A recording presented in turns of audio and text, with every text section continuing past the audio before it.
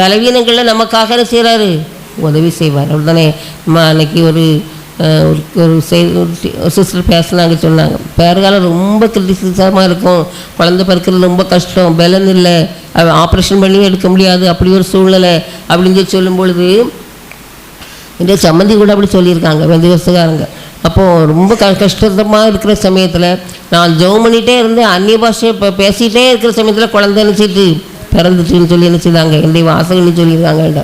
அவங்க மருந்தெல்லாம் குடிக்க மாட்டாங்க, ஊசி போட மாட்டாங்க, இயல்பாகவே தான் அவங்களுக்கு குழந்தை பிறக்கிறதுக்காக காத்திருப்பாங்க. அப்போ அவங்க சொல்லி நான் கேள்விப்பட்டிருக்கேன். அப்படி பர்சாவினுடைய ஒரு அபிஷேகம் நமக்குள்ளே இருந்துச்சுன்னு சொன்னால் எல்லாம் ஒரு பெரிய ஒரு பலன் நமக்குள்ளே இருந்த மாதிரி தான். பர்சாவை உங்களுக்கு வரும்போது நீங்கள் என்ன செய்வீங்க, பலன் அடைந்துன்னு சொல்லி சேர்க்கை நமக்கு அப்போ சொல்ல சேர்க்கை சொல்லப்பட்டிருக்கு. அருமையானே நம்ம பெருமூச்சோடு என்ன செய்கிறார், வேதனை நமக்காக வேண்டியது. பெருமூச்சு எதுக்கு பெருமூச்சு விடுவோம், ரொம்ப வேதனை இருந்துச்சுன்னா, தாங்க முடியாது இருந்துச்சுன்னா அடவரே அப்படின்னு சொல்லி என்ன செய்வோம், கேட்போம். அப்போ பாருங்க, அப்போ நமக்காக பாரப்படுகிறவர் யார், பரிசுத்த ஆவியானவர். அந்த பரிசாவியானவரை நம்ம எப்போதும் என்ன செய்யணும், பெற்று மாதிரி இருதயங்களை ஆராய்ந்து பார்க்கிறவர். அவர் பாருங்கள், ரோமர் 2:27 போட்டிருக்கு, இருதயங்களை அவர் என்ன செய்வாராம், ஆராய்ந்து பார்ப்பார். நமக்கு தெரியும் 2 பேர் போய் நின்று ஆண்டவரே நான் தான் சொல்லி சொன்னால் பாருங்கள், ஆயக்காரனும் பரிசேனும் போய் நின்று அவர் தானே, அப்படி தானே பாருங்கள். பரிசாவியானவரை சொல்லிட்டார் ஆண்டவர்கிட்ட, சொல்கிறார் பாருங்கள், யாவையும் பையன் ஏமாத்துக்காரன் இப்படி சொல்லலாம்னு சொல்லி. அப்போ இருதயங்களை ஆராய்ந்து போயிடும். அப்போது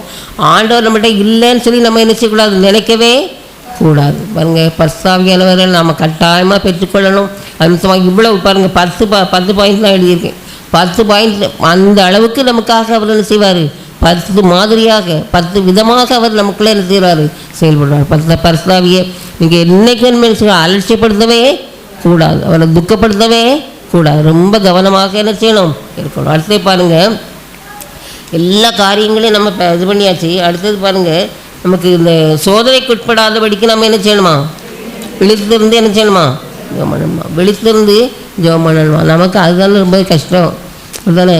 ஜெபம் பண்ணும்போது நல்லா தூக்கம் அனுப்பிச்சுதரும் வந்துடும். அது ஜெபம் பண்ணும்போது நம்ம தனி ஜெபம் தனியாக பண்ணும்போது நல்லா அனுப்பிச்சுதலாம் பண்ணலாம். ஆனால் ஒரு கூடுதல் ஜெபம் பண்ணும்போது நம்ம சுருக்கமாக செய்யணும், ஜெபம் அனுப்பிச்சணும் பண்ணணும். ஜெபத்தோடு ஒரு பிள்ளை எனக்கு தெரியும், சபின்னு ஒரு பிள்ளை அழகாக பாட்டு பிடிப்பா. அவள் பாட்டு படித்த ரெக்கார்ட்ஸ்லாம் வந்திருக்கு. இந்த சென்னையில் உள்ள ஒரு ஏஜி சர்ச்சில் உள்ள பிள்ளை. ஆனால் அவளுக்கு இருதயத்தில் ஒரு பலகீனம். பிறகு ஆண்டவர் சோர்ந்துட்டான்னு சொல்லி கல்யாணம் பண்ணி வச்சாங்க. ஆனால் அது நிமித்தமாக, அந்த கல்யாணத்து நிமித்தமாக அவளுக்கு ரொம்ப வேதனை, அவளுடைய புருஷன் நிமித்தமாக மாமா நிமித்தமாக ரொம்ப கஷ்டப்பட்டாள். அப்புறம் ஒரு நாள் அப்படி நல்லா அந்நிய பாஷையை பேசுவாள். அழகாக பேசும்போதே அந்த அந்நிய பாஷையிலே பாட்டெலாம் படிப்பாள், ஆச்சரியமாக இருக்கும். அப்போ ஒரு நாள் போய் மெத்தையில் போய் நின்று நான் ஜெபம் பண்ணிட்டு வரேம்மா, ஒருத்தைக்கு ஒரு பொம்பளை பிள்ளைவா. அவங்க அம்மாவும் நல்லா அழகாக இருப்பாங்க, அவங்க அப்பா ஒரு லாயர், அது ஒரு வக்கீல். அப்போ அப்படி இருக்கும்போது போய் ஜெபம் பண்ணாப்புல அப்படி என்ன செய்தா, இறந்துட்டா. பாருங்கள் எவ்வளோ அருமையான ஒரு மரணம் பாருங்கள். பரிசுத்த அபிஷேகம் பெற்றவா. அந்த ஜெபத்தோடு இருக்கும் பொழுது தூங்கும்போது அநேக நேரத்தில் ஜெபம் பண்ணுறோன்னு சொல்லி முழங்கால் போட்டு தூங்கிட்டு இருக்கிற ஆட்கள் தான் நிறையா உண்டு.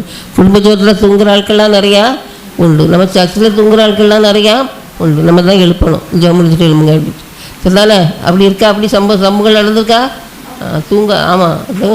தூங்காதுங்க. ஆண்டவருக்கு தெரிஞ்சிருக்கு அதுதானே. சோதனைக்கு உட்படாதபடிக்கு தூக்கமும் ஒரு சோதனை தான், தூக்கம் ஒரு சோதனை. இங்கேயும் நிறையா அவருக்கு சிலருக்கு கண்ணை கெட்டுது. சரி, ஃபேனும் போட்டு வச்சாச்சு, நல்லா வெயிலாக அடிக்குது, நல்லா கூலாக இருக்குது, சரியா? சரி, தூங்காதீங்க, கொஞ்சம் முழிச்சிருந்து பாருங்கள். கொஞ்சம் நேரம் தானே, பகலில் தான் கலந்து முழுசும் தூங்குற மாதிரி, ராத்திரி முழுசும் வீட்டில் பகலில் தூக்கம் அப்படிதானே.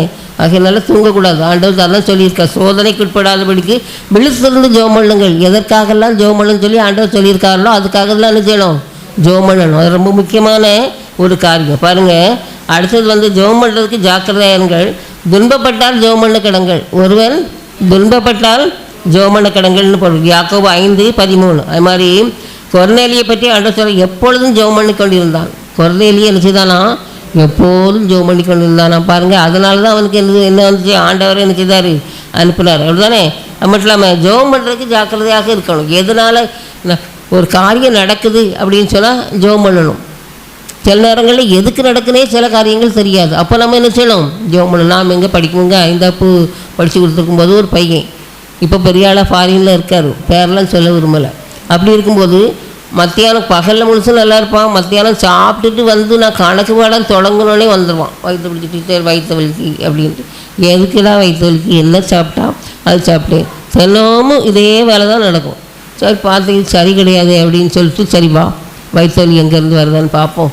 சரி நான் இப்போ வந்து என்னுடைய இதில் ட்ராயரில், டேபிள் ட்ராயரில் தேங்காய் எண்ணெய் வச்சுருப்பேன். கட்டாயம் உடனே தேங்காய் எண்ணெயை போட்டு வயிற்றில் போட்டு நல்லா ஜெபம் பண்ணிவிட்டு, ஆண்டவரே இந்த என்ன பிசாசம் தெரில, இவனுக்கு இந்த இப்படி நேரங்களில் இப்படி வந்துடுது, இது இவனுக்கு வரக்கூடாது அப்படின்னு சொல்லி ஜெபம் பண்ணிவிட்டு நான் விட்டுட்டேன். சரி நீ உட்காரு, நீ இப்போல்லாம் வெளியே எங்கேயும் வெளியே போகணுமா, இல்லை வெளிக்கெல்லாம் போக வேண்டியதில்லை, சரி பேசாமல் உட்காரு, அந்த வயிற்றில் எங்கே போகுதுன்னு பார்ப்போம் அப்படின்னு சொல்லிட்டு வச்சுட்டேன்.